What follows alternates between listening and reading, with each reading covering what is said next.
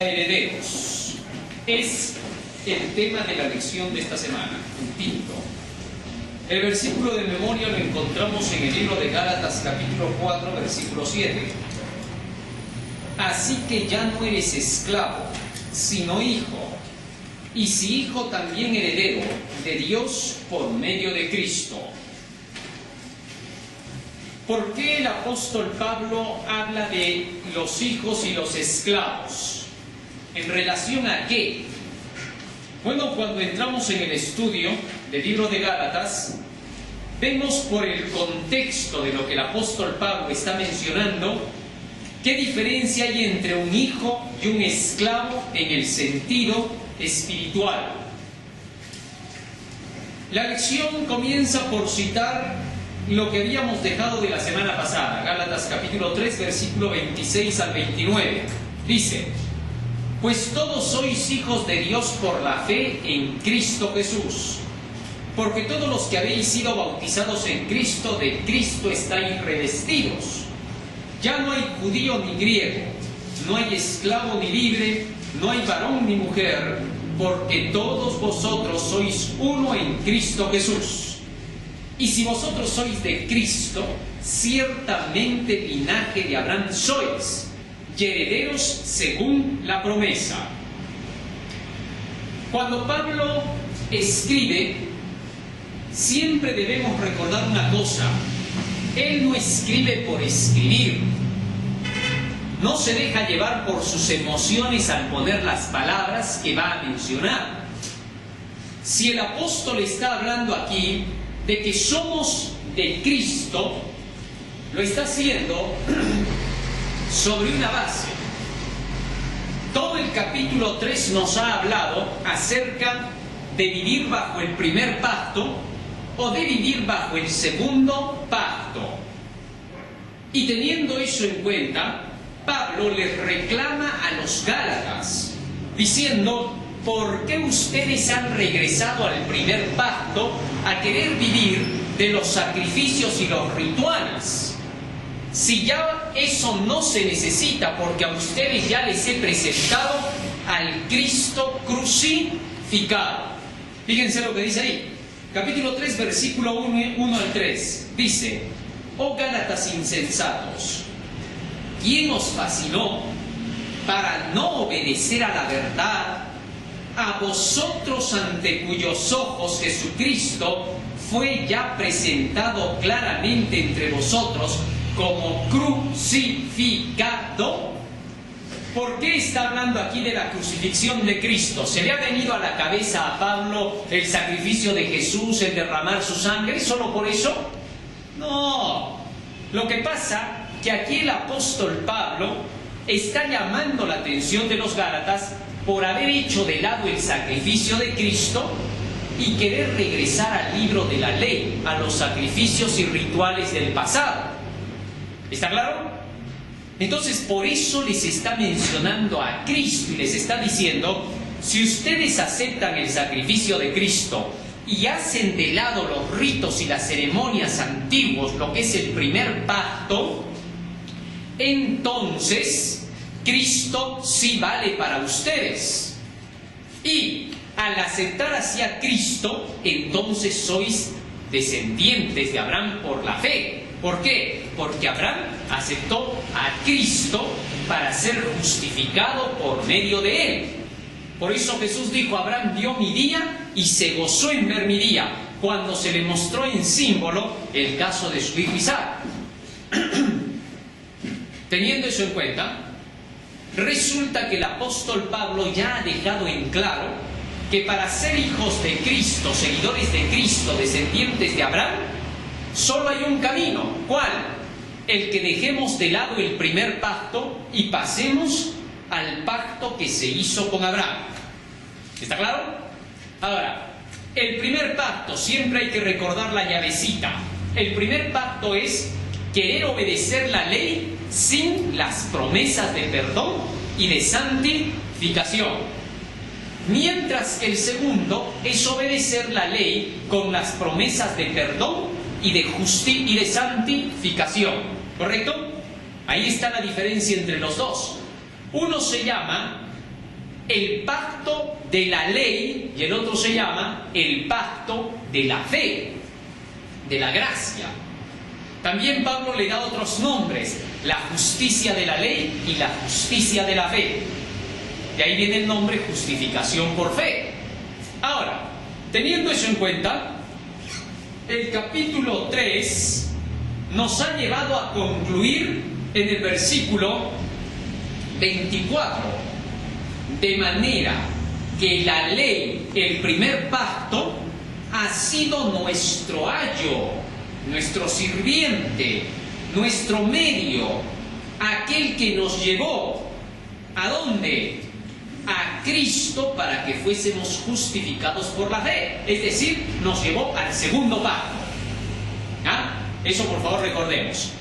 Cuando al pueblo de Israel se le dio el primer pacto, ¿para qué se le dio? Para que tuviera la necesidad del segundo pacto. Puesto que ellos no pensaban en la necesidad de un Salvador, se les tuvo que hacer necesitar de ese Salvador. Y el primer pacto los llevó a comprender la necesidad del segundo. Así, la ley fue nuestro ayo para llevarnos al segundo pacto, a la obediencia de la ley por la fe. La obediencia de la ley por las obras te despierta la necesidad de la obediencia de la ley por la fe. Eso es lo que está diciendo Pablo, ¿no?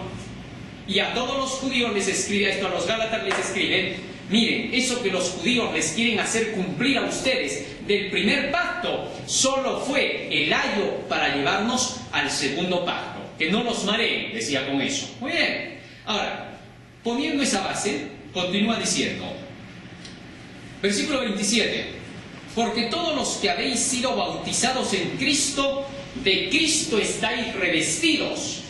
Ahora, ¿por qué hace alusión al bautismo el apóstol Pablo?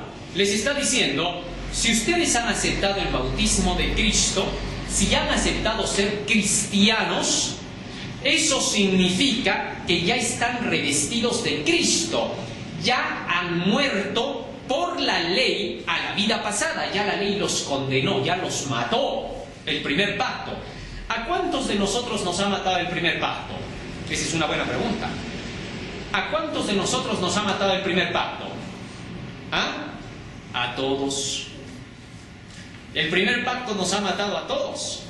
Así que por el primer pacto estamos muertos para la ley. La ley ya nos mató. Ahora, nosotros ya no vivimos para ese primer pacto en el cual no se podía obedecer la ley sin cometer errores. Ahora vivimos para el segundo pacto, donde Cristo muere para cubrir nuestros errores y poder cumplir la ley. No ha muerto para cubrir nuestros errores y hacer que desobedezcamos la ley. No tendría ningún sentido. Entonces su muerte acredita nuestra obediencia, debido a que por esa muerte hoy podemos pedir perdón por nuestro pecado y levantarnos. El perdón no es licencia para pecar, no es para que digamos, me perdona, puedo seguir pecando. No. ¿Qué tal si mueres esta noche en pecado? Mañana ya no hay nada que sepa, te perdiste cuando pudiste salvarte. Cada día tenemos que estar por eso en orden con esa ley. La muerte de Cristo ha sido solo para favorecer a los que quieren obedecer, porque a los que no quieren obedecer no los favorece en nada. ¿Está claro? No los favorece en nada. Es como que el profesor dice, vamos a dar mañana recuperación. ¿A quién favorece la recuperación? ¿A los que estudien o a los que no van a estudiar? A los que estudien, porque si no estudias, así haya recuperación, igualito vas a salir jalado. Así es la muerte de Cristo para nosotros. Nos da oportunidad, no para seguir pecando, sino para que podamos levantarnos. Es nuestra opción. Muy bien, sigue diciendo el versículo 28. Una vez que somos revestidos de Cristo por medio del bautismo. Ahora, ¿qué tiene el bautismo de especial? El bautismo no tiene nada de especial para salvarnos. El bautismo no nos salva de ningún pecado, para nada. Por eso el apóstol Pedro, cuando menciona la palabra salvación en relación con el bautismo, al bautismo solo lo incluye como un requisito más para la salvación. Dice, por medio del bautismo, el cual ahora nos salva, pero no como quitando las inmundicias de la carne. El bautismo no te quita el pecado, no te quita las inmundicias. Y entonces, ¿qué tiene que ver con la salvación? El bautismo es solo un requisito más que tenemos que cumplir como cualquier otro mandamiento para la salvación. ¿Está claro? No pasa de ser un ritual. Así que si bautizan 7 veces a una persona, no por eso va a cambiar. Lo que cambia a la persona es el Espíritu Santo. Él es el poder transformador que viene a través del conocimiento de la palabra de Dios. Solamente que cuando nos bautizamos, hacemos pública profesión de haber muerto sepultados en el agua y resucitar a una nueva vida. Por eso se llama revestido ¿de quién? De Cristo. Eso es todo, ¿correcto? Muy bien. Y dice Pablo, los que ahora han sido bautizados son revestidos de Cristo y por lo tanto ya no son lo que eran. Ya no hay diferencia, dice, ni entre hombre ni entre mujer. Ya no hay diferencia entre judío ni griego. Ya no hay diferencia entre ningún ser humano, porque todos ahora, por medio de la fe que tuvo Abraham en la palabra de Dios, por esa misma fe, ahora somos uno. Cuando Dios se le acercó a Abraham, lo primero que le dijo es: Abraham, ten por cierto que yo voy a hacer de ti una gran nación. Y comenzó a evangelizarlo, a darle la palabra. Y cuando Abraham creyó a esa palabra de Dios, su fe, su creencia en esa palabra le fue contada por justicia. Ahora nosotros entramos en el camino de la justicia por la fe, por el Evangelio, por la palabra. ¿Para qué? Para que seamos uno en Cristo Jesús. Yo les he dado tu palabra para que ellos sean uno, como tú, oh Padre, en mí y yo en ti, dijo Jesús. Bien, ahora, teniendo eso en cuenta, nos vamos al capítulo 4. ¿Qué dice la lección? Esclavos de los rudimentos. Ahí está. Cuando se habla del término de esclavitud, el apóstol Pablo nos va a llevar a qué tipo de esclavitud se estaba refiriendo. Pablo como que se centra más fuertemente en el asunto del primer pacto. ¿Por qué? Vamos a ver por qué. Capítulo 4, versículo 1 hasta el 3 dice: pero también digo, Gálatas 4, 1 al 3, pero también digo, entre tanto que el heredero es niño, en nada difiere del esclavo, aunque es señor de todo. Y sigue diciendo más: sino que está bajo tutores y curadores hasta el tiempo señalado por el Padre. Así también nosotros, cuando éramos niños, estábamos en esclavitud bajo los rudimentos del mundo. Aquí dice que la esclavitud es estar bajo ¿qué? Bajo los rudimentos del mundo. Ahora, cuando aquí habla de bajo los rudimentos, hay algo que tiene de parecido a lo que dice el capítulo 4 y el versículo 21 al 23. Decidme los que queréis estar bajo la ley.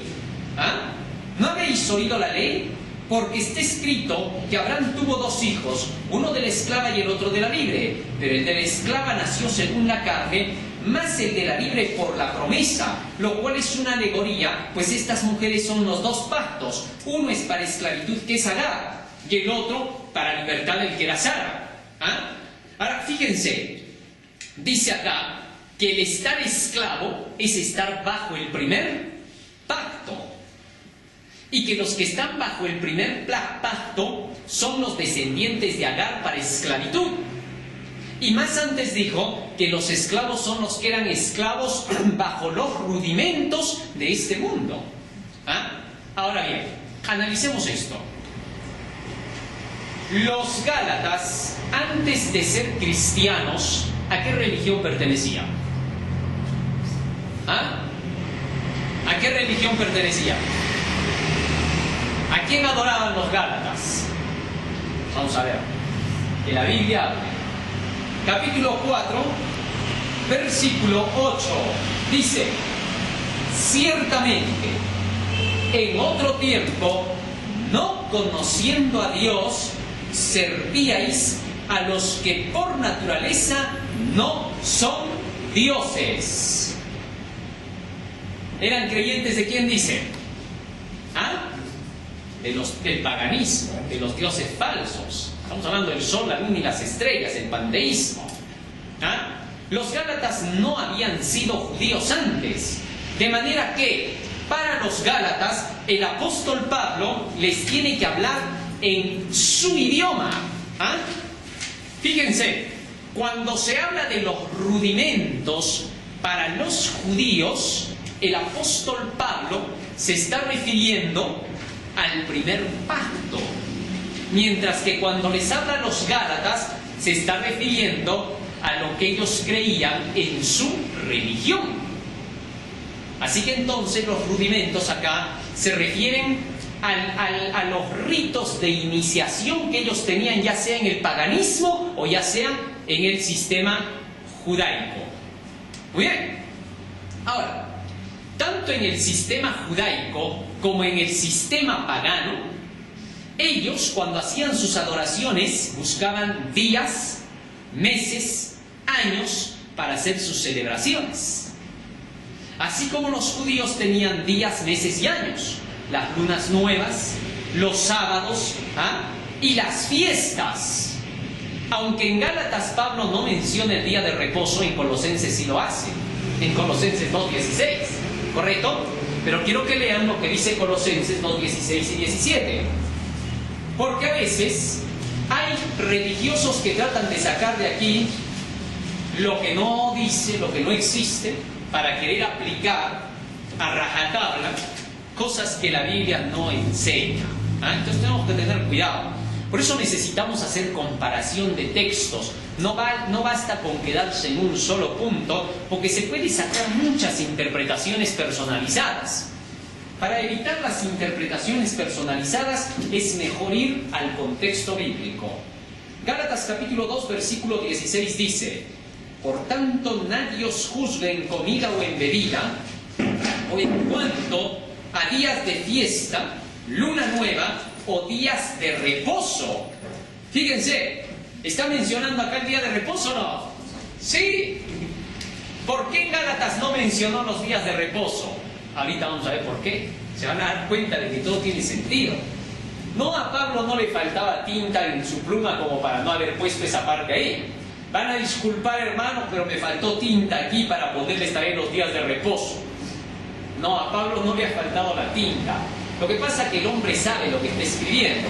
No escribe por escribir, no habla por hablar. Está consciente de lo que pone. Por eso cuando lean al apóstol Pablo, por favor, sus cartas, analicen palabra por palabra de las que está diciendo. Un abogado no habla por hablar. Cada palabra tiene que encajar. Está diciendo el porqué. A veces se piensa que el apóstol cuando decía la gracia lo decía por adornar. Hermanos, a ver, ¿qué les digo a usted? Que la gracia del Señor los cuide. Qué bonita palabra que he escogido para esta vez. Y que el mucho amor de Dios siempre esté con ustedes. No, Pablo no estaba adornando lo que decía. Muchos piensan que Pablo es un poeta, que solo estaba adornando con frases como ahora lo hacen. ¿Han visto cuando alguien escribe una carta? Cuando le quiere enviar a otro, ¿qué le pone? Queridísimo y amadísimo, tantos años que no te veía, es un placer poder saludarte. Son puros adornos. Eso no sirve para nada. Pablo no saluda así, no tiene el propósito de adornar sus cartas. Cada palabra tiene un significado y se necesita entender a la luz de las mismas escrituras para que no vaya a ser que le demos un significado que la escritura no le da. Dice: que nadie os juzgue en comida, en bebida, o en días de luna nueva o días de reposo. ¿Por qué? Versículo 17, esta es la parte que nadie lee, ¿no? Esa partecita se olvida. Todo lo cual es sombra. Me está hablando del primer pacto, de todo lo que era figuras y sombras. Todo lo cual es sombra de lo porvenir. ¿Pero de qué está hablando ahora? ¿De qué habla ahora? Más el cuerpo es... ¿Qué es eso? Sacrificios. Me está hablando de que nadie me juzgue en cuanto a la celebración de esos días, porque yo ya no hago los sacrificios. De eso nada más me está hablando. En ningún momento ha dicho que ya no tengo que celebrar nada de los demás días, porque el mismo Pablo dice, después tengo que subir a Jerusalén para ir a celebrar la fiesta del Pentecostés. ¿Por qué seguía celebrando el Pentecostés entonces? Porque las fiestas no se habían terminado. Hasta el día de hoy los judíos siguen guardando las fiestas. Y si hay judíos cristianos también guardan las fiestas y no están pecando por hacerlo. ¿Por qué? Porque son las fiestas de su país. A través de ellas ellos aprendían por símbolos y figuras los rudimentos de la doctrina de Cristo. ¿Está claro? Así que entonces, todo eso eran los rudimentos, lo elemental de la doctrina. Ahora, si vamos a los Gálatas no guardaban los días de reposo. Porque ellos no eran judíos. Ellos guardaban sus días. Y por eso es que en Gálatas no les dice días de reposo para nada. De frente apunta, guardáis los días, los meses y los años. ¿Ah? Ahora, teniendo eso en cuenta, aunque dijéramos que en esos días está el sábado, ya sabemos a qué se refiere. Porque Pablo no está hablando ahí del día de reposo. No hay nada que en el capítulo 4 nos diga que esté hablando del reposo. Se está refiriendo solo a los ritos y ceremonias y a Cristo crucificado, al primer pacto y al segundo pacto. No dijo otra cosa. ¿Por qué vamos a descontextizar? ¿Qué creen? ¿Que Pablo está hablando de un tema y de pronto salta a otro tema? Eso no hace Pablo. Imagínense que alguien esté hablando. A ver, hermanos, hoy día les voy a hablar acerca de cómo se guarda el día sábado. El sábado se guarda así y así, pero ¿saben qué? En el santuario, en la expiación, se mataban corderitos para el perdón de los pecados. ¿Y eso qué tiene que ver con lo que le estás diciendo el sábado? ¿A dónde estás yendo? ¿Cómo voy a estar hablando de un tema y voy a saltar a otro y luego voy a regresar a lo mismo? No, Pablo solo está hablando de un tema, está hablando de los dos pactos. Él no se ha salido de su tema. Cuando menciona, ustedes guardáis los meses, los días y los años, se está refiriendo a que en sus creencias, adorando a sus dioses, ellos también celebraban lo elemental. Sus creencias de festejos, Navidad, Año Nuevo y todas las demás fiestas que ellos tenían. ¿Correcto? Ahora, con eso está llamando la atención tanto a judíos como a gálatas. Ustedes fueron como niños alguna vez. El esclavo y el libre, los dos eran como niños. Pero una vez que ya viene el conocimiento y dejan lo elemental, para los judíos dejan su primer pacto con las figuras, ceremonias, los días, los meses y los años. Y ustedes dejan todo lo que tenían en el pasado que servían a sus dioses falsos. ¿Para pasar a qué? Al crecimiento y a la realidad. Y ahora continúa diciendo. Y va a ser la comparación para dejar entender a qué se refiere. Otra vez regresen a Gálatas.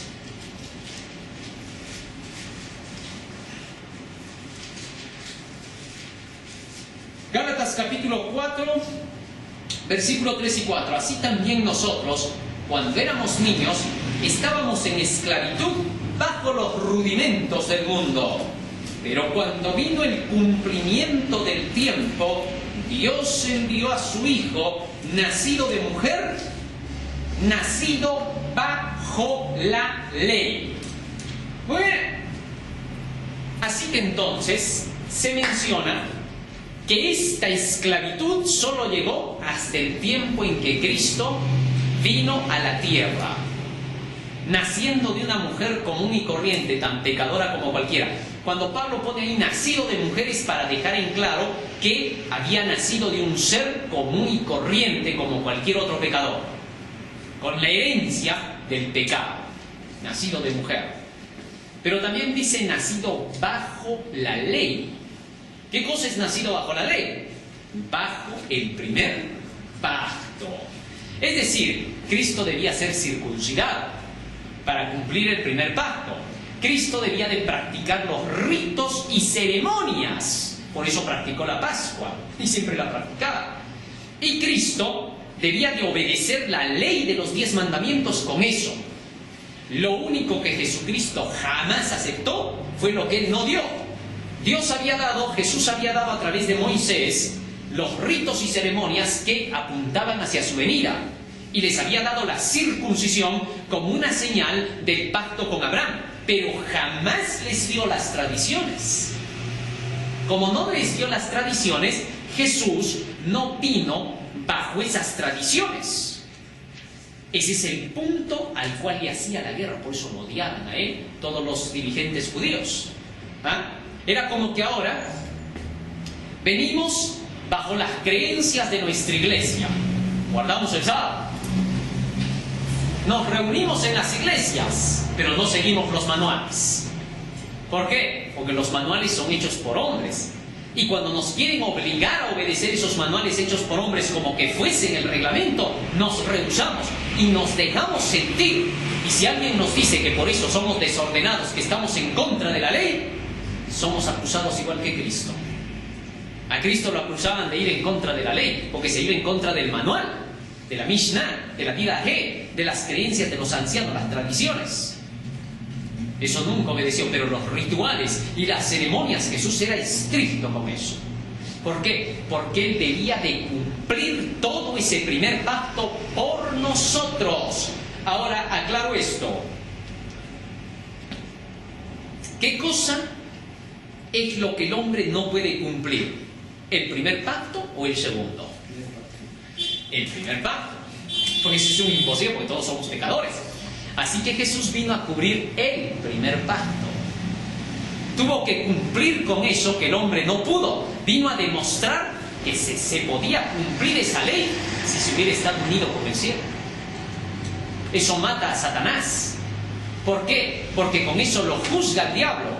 Al demostrar que lo que el diablo decía que no se podía, sí se podía, si los hombres hubieran sido tan perfectos como él cuando salieron de manos del Creador. Entonces Cristo vino a ganar eso para nosotros. El primer pacto tuvo que venir bajo la ley, bajo el primer pacto, cumplirlo y regalarnos ese cumplimiento a nosotros.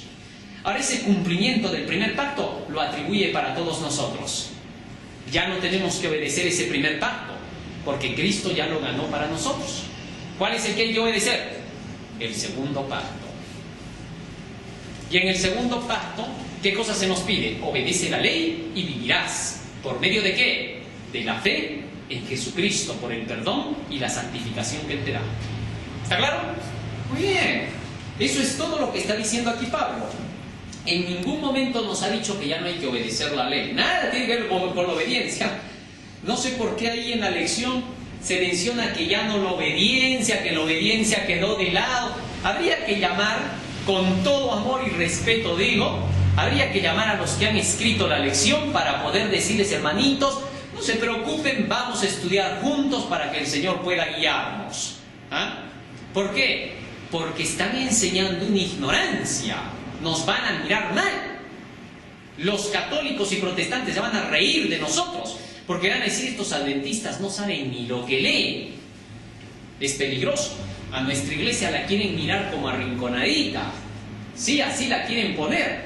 Cuando la iglesia adventista del séptimo día es la iglesia del cielo, que se ha bajado acá a la tierra. Lo mejorcito de todo el universo está en la tierra. Así es un privilegio que el mundo tenga la iglesia adventista en la tierra. ¿Ah? Pero no le estamos dando ni siquiera el valor correspondiente. La iglesia adventista está empezando a ser mirada como al rincón.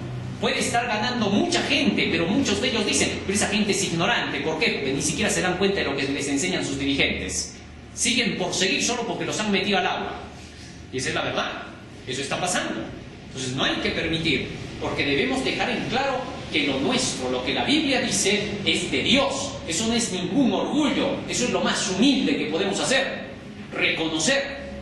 Pero si no reconocemos y pensamos, no, me hago el humildito ahí, soy hipócrita, porque entonces soy un orgulloso de cuentas. Debo dejar en claro lo que es. Lo más humilde que puedo decirle al mundo es que la verdad adventista es la única verdad en todo el universo. No hay otra. Eso es lo más humilde que se puede decir. Nada más humilde que eso existe. Cuando Cristo vino a la tierra con humildad dijo, mi Padre es Dios, yo soy su Hijo, soy su enviado. Nada de orgullo había ahí. Porque si Cristo hubiera tenido algo de orgullo, ya no sería Salvador. Así también sucede con la verdad adventista. Muy bien, sigo leyendo. Esclavos de los rudimentos y pasamos, Dios envió a su Hijo. Gálatas 4:4. Ahora la lección se centra en un punto clave, ¿no? Dios envió a su Hijo en el cumplimiento del tiempo. ¿Qué tiempo? Es obvio que es el cumplimiento que declararon los profetas que ocurriría en el futuro. El tiempo de la llegada del Mesías. En todos los tiempos Dios habló en profecía. En días de Abraham le había señalado 400 años para que sean libertados de su esclavitud, y a los 430 años Moisés logró la liberación, exactamente en el tiempo que Dios había declarado. ¿Ah? Y si seguimos viendo otras profecías, vamos a ver que todas coinciden. Y en este caso, la profecía de las 70 semanas declaraba cuándo llegaría el Mesías. Así que por eso Pablo se centra en ese punto y dice: para nosotros los creyentes de Dios, Cristo vino en el cumplimiento del tiempo. De ahí que es en vano que entiendas la justificación por fe si no entiendes el tiempo profético. Fíjense cómo Pablo lo ha unido, ¿eh? Nadie ha hecho eso.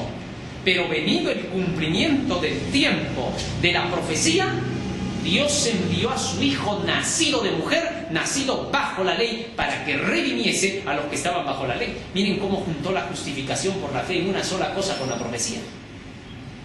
Y ahora muchos dicen, la justificación por la fe es una cosa, la profecía es otra cosa. ¿De qué están hablando? ¿Por qué hablan cosas que no conocen?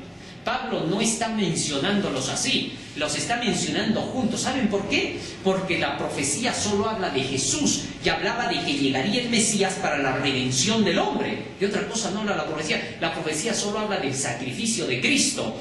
¿Para qué queremos profecías que no hablen de Jesús? Todas hablan de Cristo. Todas son cristocéntricas. Las de Nostradamus, esas sí son profecías que no tienen nada de Cristo. Eso hay que reconocerlo, humildemente también. Muy bien, continúa diciendo acá: Jesucristo vino al cumplimiento exacto del tiempo. Hubieron muchos acontecimientos que determinaban el tiempo, comenzando por lo que había dicho Daniel de las profecías, ¿no? Que Roma estaría como imperio para esos días, y que Roma estaría siendo el medio por el cual Dios llegaría con el Evangelio para ese tiempo. Porque Roma, ¿qué hizo? Unificó a todas las naciones bajo un solo imperio. En ese tiempo se empezó a tener una sola moneda, un solo lenguaje se hablaba. ¿Ah? Y entonces se cumplió el tiempo en medio de la Pax Romana. ¿Ah? Cuando se estaba dando esos movimientos del unitarismo entre todas las creencias. Así también, para los últimos días volverá a repetirse la historia, porque cada 2000 años los paganos celebran su paz mundial. ¿Ah? Su Pax en este caso. Y Pablo dijo: cuando vuelvan a decir paz y seguridad, sabed que es el tiempo del fin, de la destrucción. Así, cuando dijeron paz y seguridad, se estableció el reino de la gracia. Para la segunda vez se establecerá el reino de la gloria, con la destrucción de toda la tierra. Así que se repiten los hechos, ¿no? Se repiten los hechos. Y Cristo llegó justo en el cumplimiento del tiempo profético, cuando los símbolos y las figuras señalaban que tenía que llegar para poder redimir, vale decir, para que se acabe el primer pacto y comience ¿qué? El segundo pacto. Porque Pablo no está saliendo de ahí, nos está yendo por otro lado. Muy bien, continúa diciendo la lección. Pasamos al día miércoles. El privilegio de la adopción. Gálatas capítulo 4, versículos 5 al 7. Dice el verso 5: para que redimiese a los que estaban bajo la ley, bajo el primer pacto, a fin de que recibiésemos la adopción de hijos, a fin de que pasáramos al segundo pacto como descendientes de Abraham para poder ser hijos. ¿Ah?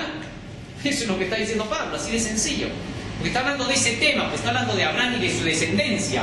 Y para poder ser hijos de Dios, Pablo está presentando a Abraham y la parte de la fe. Bien, sigue diciendo más. Versículo 6.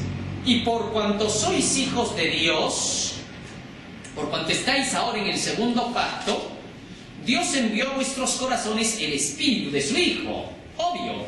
Cristo dijo: las palabras que yo os he hablado son espíritu y son vida. Así que en el segundo pacto, en el de la fe, tú adquieres el espíritu por la fe, por la palabra de Dios. ¿Ah? Y continúa diciendo más: a vuestros corazones el espíritu de su Hijo, el cual clama: Abba Padre, Padre mío. ¿Ah? Un apelativo de Abba Padre, una forma muy cariñosa de decir: Padre, papá, eres mi familia ahora, me has adoptado. ¿Ah? Porque eso es la adopción, pues cuando adoptas a un niño, ¿qué nombre te va a dar? papá, mamá, pues lo estás adoptando, eso se llama adoptar. Y en el caso de Dios, está adoptando a los gentiles, que no eran descendencia de Abraham, para quienes no se hizo las promesas, pero que ahora por la fe, como aceptan el Evangelio, los llama también sus hijos. ¿Correcto? Muy bien. Sigue diciendo más. Así que ya no eres más esclavo, ya no estás bajo el primer pacto, sino hijo. Y si hijo, también heredero de Dios por medio de Cristo. Es decir, por medio del segundo pacto. Tú entras al segundo pacto y ya eres heredero junto con Cristo, porque Cristo vivió para el segundo pacto. ¿Ah? Increíble, ¿no? ¿Qué significa eso? Desde el momento que tú empiezas a leer la Biblia y comienzas a obedecer ese libro y quieres servir a Dios con ese libro, ya eres descendiente del cielo. A todos los que creen en su nombre les dio la potestad de ser hechos hijos de Dios. San Juan capítulo 1, versículo 12. Romanos capítulo 8, versículo 17. Si hijos de Dios, herederos con Cristo, coherederos con Jesús, es decir, hermanos de Cristo para participar de la herencia. Esto es lo que se nos pide. Todo lo que se espera del cristiano es que pase por el terreno de Cristo. ¿Y Cristo qué dijo en San Juan 15:10? He guardado los mandamientos de mi Padre y estoy en su amor. Así que ese es el privilegio de los hijos de Dios para poder participar de la herencia. ¿Por qué volver a la esclavitud?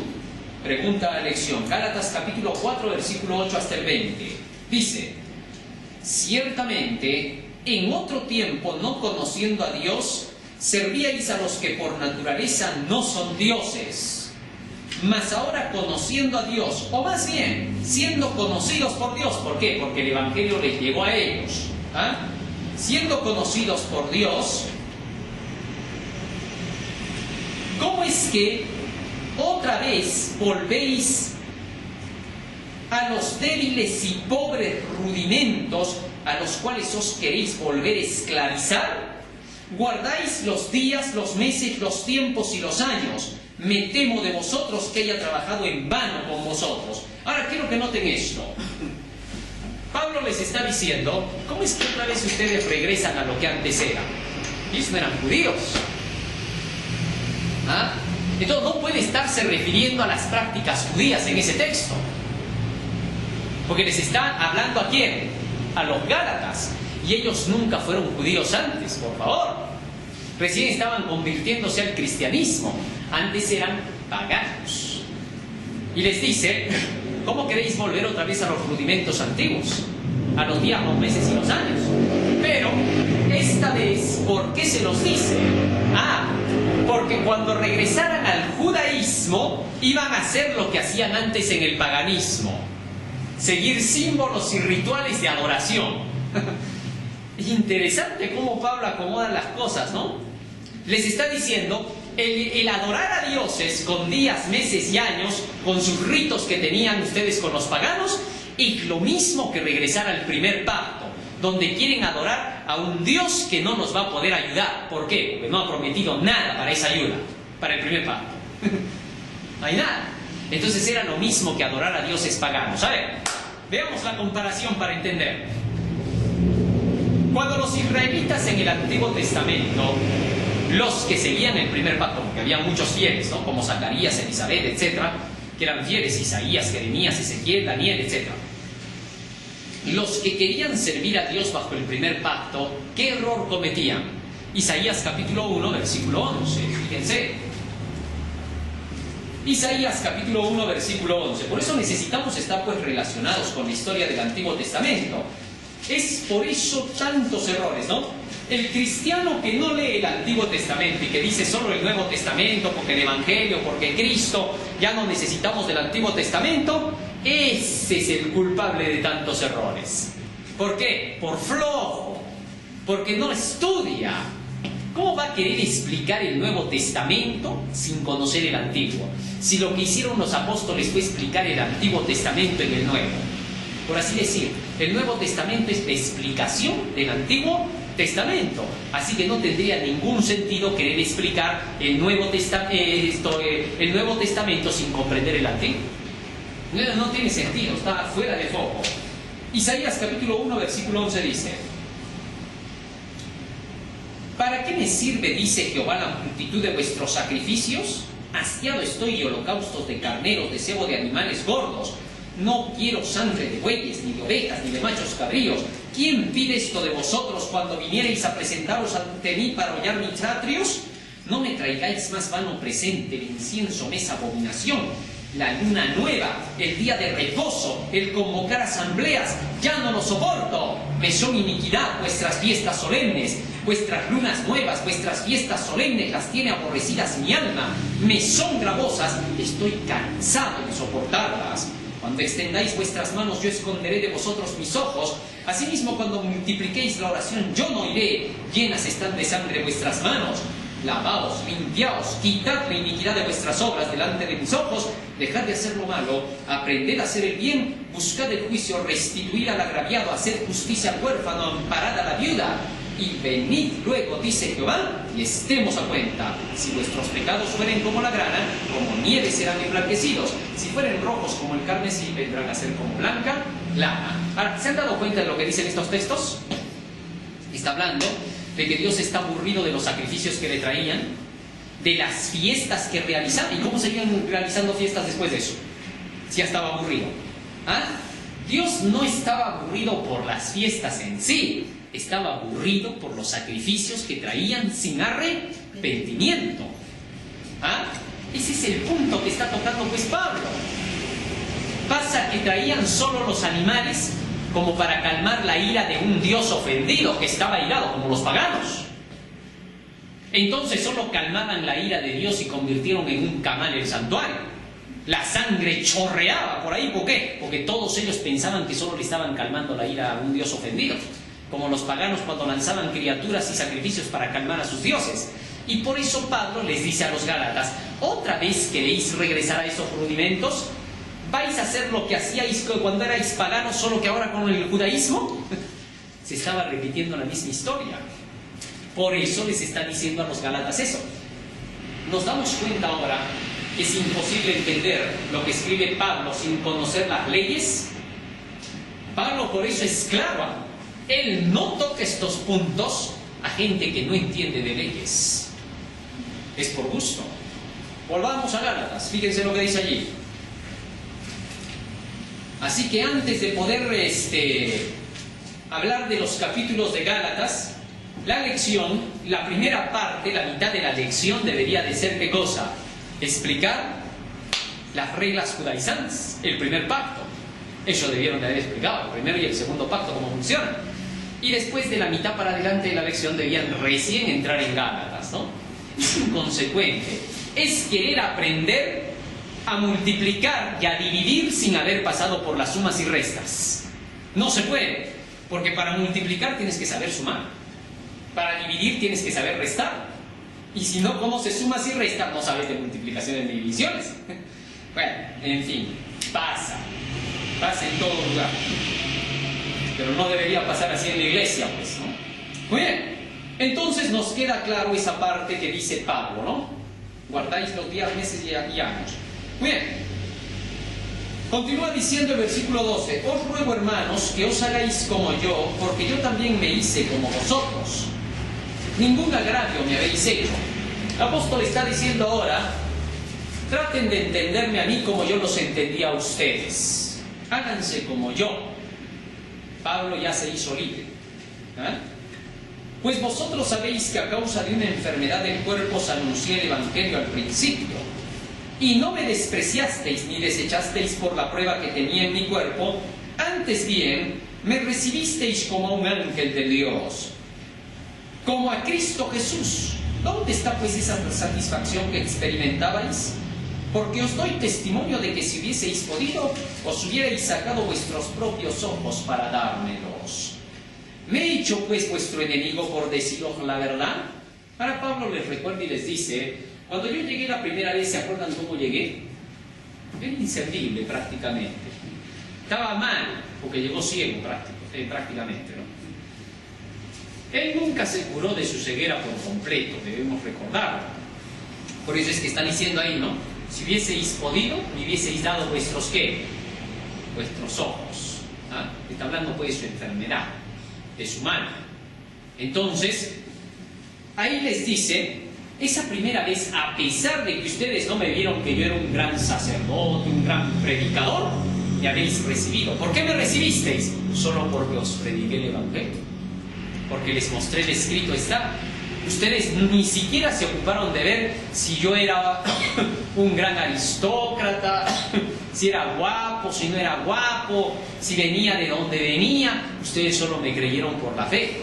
¿Dónde está pues esa fe que tuvisteis al principio? De creer solo a la palabra. ¿Qué ha pasado con vosotros? Y sigue diciendo, tienen celo de vosotros, pero no para bien. Esto es lo que siempre pasa, ¿no? Sino que quieren apartaros de nosotros para que vosotros tengáis celo por ellos. Bueno es mostrar celo en lo bueno siempre y no solamente cuando estoy presente con vosotros. Ahora el apóstol les está diciendo, cuando yo llego ustedes se ponen a predicar, llegan a la iglesia, se acuerdan del pueblo, pero cuando yo no estoy, ni siquiera nos vienen a visitar aquí a los Gálatas, ni se acuerdan de ellos.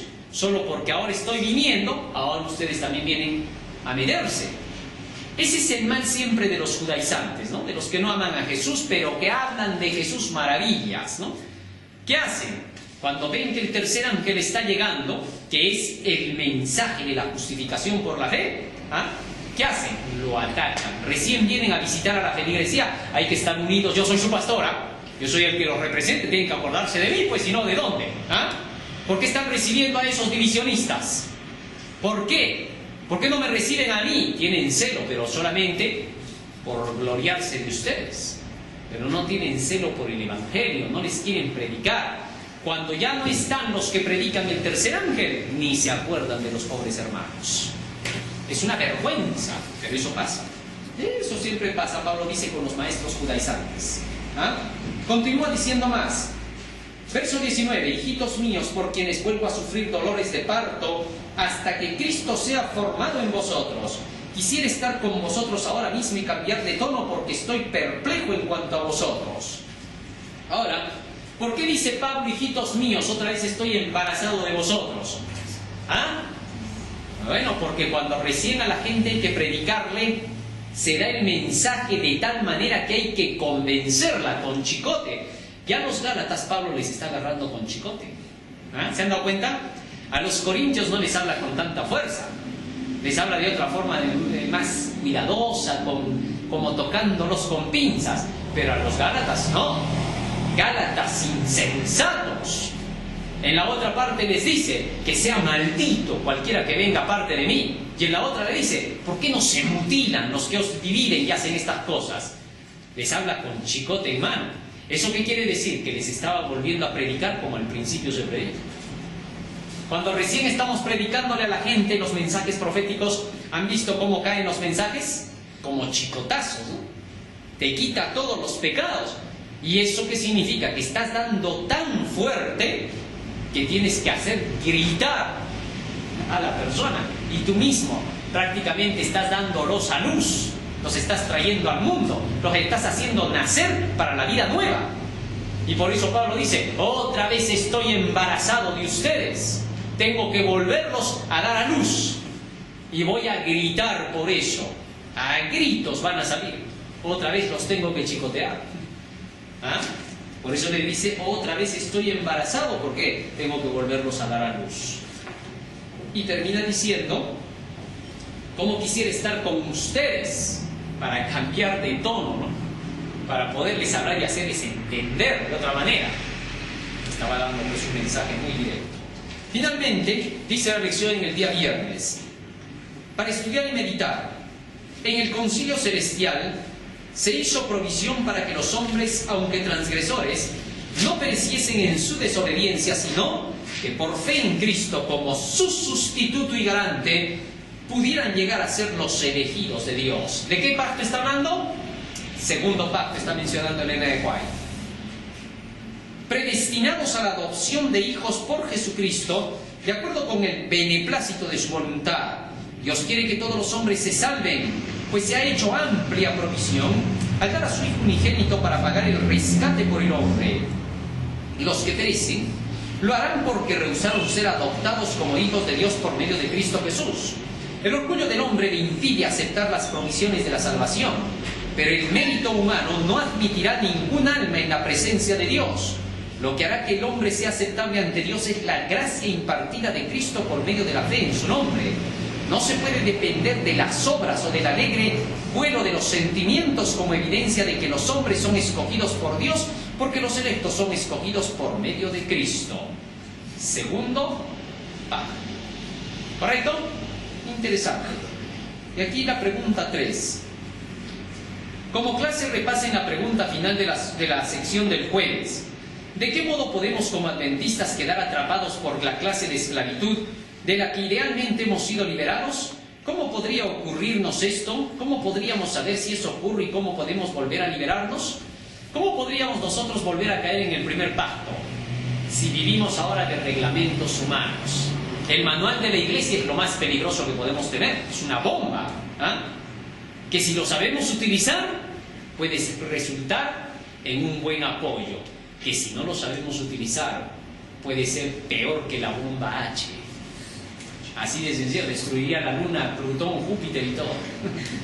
Sí, eso es lo malo de no saber. El manual solo es un apéndice, un índice, no es un reglamento.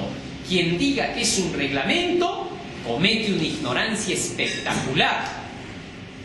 Y si ya hay varios dirigentes que ya le han dado el nombre de reglamento, está bueno que se arrepientan y vuelvan a nacer. ¿Por qué? Porque han dado un mal nombre, no vayan a quedar mal. Cambien ese nombre. El manual no es reglamento, solo es un índice para ayudarnos a buscar algún tema e ir a la fuente que es la Biblia y los testimonios. ¿Correcto? Así que hay peligro de que como adventistas caigamos en el primer pacto. Sí, podemos judaizar cuando no seguimos la Biblia y queremos seguir las tradiciones. Dios nos ayude y nos bendiga. Amén.